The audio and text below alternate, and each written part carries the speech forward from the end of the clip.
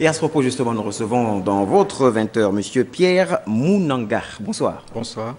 Alors, vous êtes le directeur général adjoint à la NGTI, c'est bien cela. Alors, nous parlions à travers ce reportage de cette campagne, donc de la mise en place de lampadaires solaires. Parlez-nous de ce projet un tout petit peu, son initiative.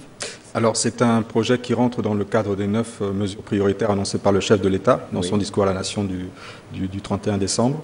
L'objectif ici, donc, c'est un vaste programme d'installation de 5000 lampadaires solaires.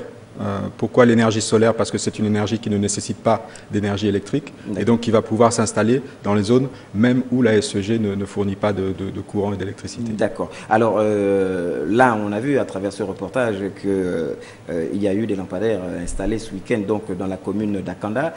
Akanda qui aujourd'hui, on parlait d'insécurité, n'est pas encore plus ou moins indexé par rapport à cela. Est-ce que dans le déroulement de votre programme, vous avez fixé un objectif particulier sur certaines zones dites aujourd'hui à très haut risque? Tout à fait. Donc nous avons travaillé avec la préfecture de police, avec les différentes mairies, pour identifier justement ces zones à la fois accidentogènes et des zones où l'insécurité pouvait régner. Donc ce sont des zones généralement assez sombres.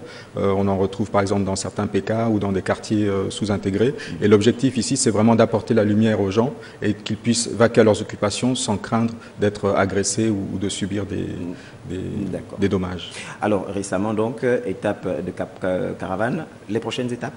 Alors les prochaines étapes, c'est le déploiement sur l'ensemble du territoire national. Donc aujourd'hui, nous en avons installé environ 400 sur Libreville, sur le Grand Libreville, nous allons dire les 4 communes avoisinantes. Et l'objectif, donc, c'est de se déployer progressivement sur l'ensemble du territoire national, donc dans les différentes provinces. Les axes routiers ont déjà été identifiés et ensuite les villages, les regroupements de villages. Merci à vous, Monsieur Pierre Mounanga, d'avoir accepté notre invitation. Je rappelle que vous êtes le directeur général adjoint à la NGTI.